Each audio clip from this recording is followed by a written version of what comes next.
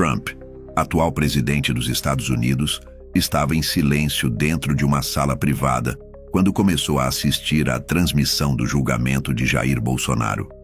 Não era um observador distante, era um líder em alerta, acompanhando cada palavra de Alexandre de Moraes, como quem assiste a um ataque direto contra a liberdade. O rosto de Trump, sério e em tensão, refletia a indignação de milhões de brasileiros que enxergavam naquele voto algo muito além de um processo jurídico, a consagração de um regime de perseguição política. Nunca antes na história do Brasil um ex-presidente havia sido acusado de tentativa de golpe de Estado, com base em interpretações subjetivas. O peso daquela decisão era devastador. Moraes transformava discursos em crimes, críticas em conspirações e colocava Bolsonaro como inimigo da pátria. Trump murmurava entre conselheiros: se um presidente pode ser tratado assim, o povo será o próximo. A pergunta inevitável surgia: o que impede que amanhã qualquer cidadão comum seja também acusado de golpista apenas por criticar ministros? O golpe não estava no ato, mas na narrativa. E era isso que enfurecia Trump. Ele reconhecia de imediato um padrão que já havia denunciado em fóruns internacionais: o uso da justiça como arma política. O voto de Moraes ia além de um julgamento, era um manifesto contra Bolsonaro. A imputação de liderança em organização criminosa soava como teatro de guerra. O objetivo não era apenas condenar, mas destruir a imagem de Bolsonaro para sempre, gravando nele o rótulo de chefe de máfia. Trump sabia que palavras moldam percepções, e a comparação feita por Moraes com a máfia italiana não era inocente. Ao evocar imagens de sangue, violência e crime organizado, o ministro buscava manipular o imaginário popular, colando em Bolsonaro a imagem de criminoso frio e calculista.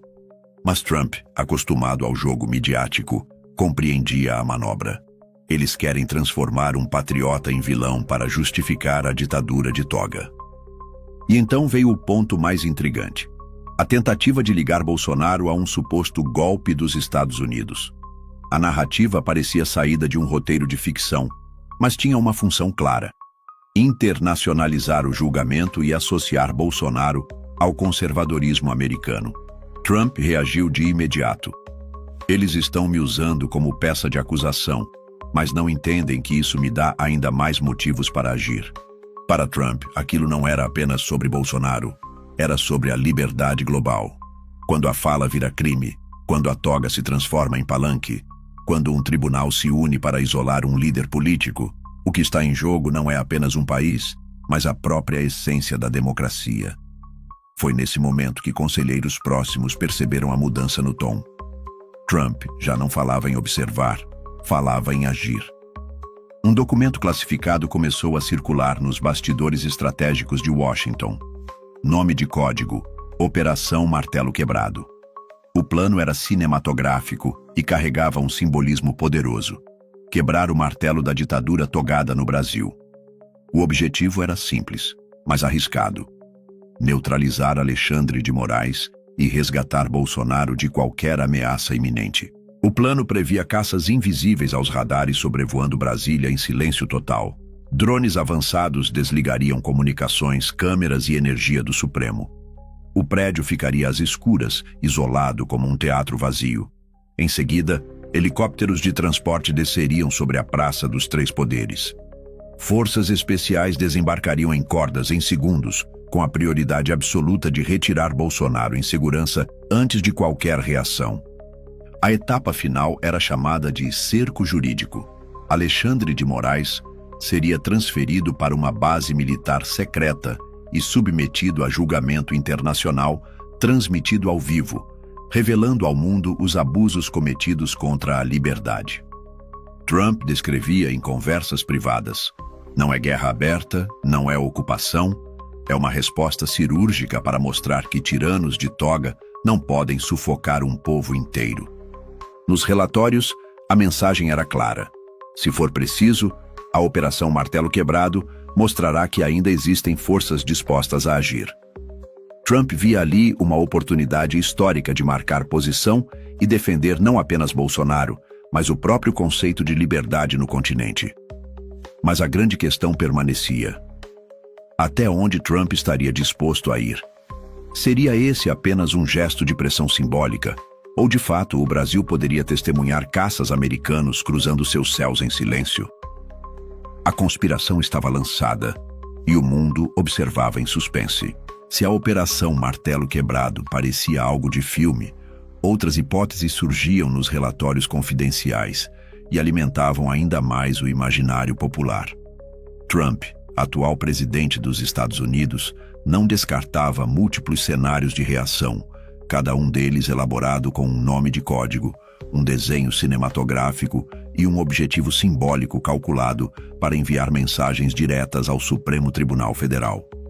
O curioso é que, quanto mais esses relatórios circulavam, mais a pergunta se repetia entre aliados e analistas: até onde Trump estaria disposto a ir para impedir que Bolsonaro fosse silenciado por uma toga? Um dos cenários descritos nos documentos era chamado de Operação Escudo de Aço. Nesse plano, navios de guerra americanos ficariam estrategicamente posicionados no Atlântico, prontos para intervir a qualquer momento. A presença naval seria um recado claro, mostrando que a distância geográfica não era um impedimento para a projeção de poder. Drones de vigilância sobrevoariam áreas estratégicas de Brasília, mapeando cada movimento dos ministros e de suas equipes de segurança. Submarinos invisíveis a sonares reforçariam o bloqueio de rotas, criando um cerco silencioso. E a grande questão era inevitável: como o Supremo reagiria ao saber que, em alto mar, a sombra de uma frota estrangeira estava em alerta máximo? Outro relatório descrevia a chamada Operação Falcão Noturno. Nela, helicópteros Black Hawk fariam voos rasantes sobre a capital brasileira durante a madrugada, criando um clima de tensão psicológica. O barulho das hélices ecoando pela noite seria suficiente para semear pânico e sensação de isolamento entre os ministros. O plano era menos sobre confronto direto e mais sobre terror psicológico, uma demonstração de força que poderia paralisar decisões. E a pergunta que surgia era: se a toga se alimenta de poder simbólico, o que aconteceria quando símbolos militares se sobrepusessem a esse poder? Havia também a Operação Luz da Verdade. Nesse desenho, satélites americanos direcionariam feixes de comunicação exclusivos para expor em tempo real, em redes sociais globais, cada movimento de Moraes e do Supremo Tribunal Federal. A guerra aqui não seria de balas, mas de informações. A toga, acostumada a operar em câmeras controladas pela grande mídia, se veria forçada a atuar sob a luz crua da exposição mundial. A pergunta perturbadora surgia: como sustentar a narrativa de justiça imparcial quando cada gesto, cada frase e cada decisão estaria sendo transmitida sem filtro algum para bilhões de pessoas? Trump analisava todas essas hipóteses como peças de um tabuleiro maior. Para ele, não se tratava apenas de proteger Bolsonaro, mas de enviar um recado global. A liberdade não pode ser prisioneira da toga, dizia em conversas restritas. O atual presidente dos Estados Unidos compreendia que o precedente brasileiro era perigoso. Se juízes pudessem transformar opiniões em crimes, líderes conservadores em mafiosos e alianças internacionais em conspirações, nada impediria que esse modelo fosse exportado para outros países. E a reflexão que ele deixava no ar era direta: o que acontecerá se o mundo aceitar que juízes togados definam sozinhos o destino de povos inteiros? A escalada retórica contra Bolsonaro, recheada de metáforas e ataques emocionais, havia ultrapassado os limites de um julgamento. Já não se tratava de um processo jurídico, mas de uma declaração de guerra política. O precedente era devastador. Hoje é Bolsonaro. Amanhã, qualquer outro ex-presidente poderia ser alvo da mesma engrenagem. Trump refletia em voz alta: se eles conseguirem consolidar essa narrativa, terão construído uma arma que pode ser usada contra qualquer líder do povo. E aqui surgia a pergunta inevitável: será que o povo brasileiro percebe a gravidade dessa arma jurídica que está sendo forjada diante de seus olhos? O isolamento político de Bolsonaro dentro do tribunal era evidente e cruel. Não havia espaço para defesa, apenas a coreografia de uma condenação já escrita. O ex-presidente foi tratado não como réu, mas como inimigo a ser esmagado. Mas, paradoxalmente, esse isolamento não o enfraquecia, fortalecia. A narrativa de perseguição política ganhava contornos de epopeia, a resistência se inflamava e a conspiração internacional ganhava corpo. O povo percebia o exagero, e Trump via nesse exagero um ponto de virada. A dúvida que tomava os bastidores era: até quando essa pressão acumulada resistirá sem gerar uma reação em massa? Cada relatório classificava a Operação Martelo Quebrado como um plano de contingência, mas ninguém conseguia ignorar o impacto de sua mera existência. A simples possibilidade de helicópteros descendo sobre a Praça dos Três Poderes em meio à noite, forças especiais quebrando vidros e resgatando Bolsonaro, como em um filme de ação, incendiava a imaginação popular. Era impossível não se perguntar: se a democracia está mesmo em risco, o povo aceitaria uma operação desse porte como libertação ou como invasão?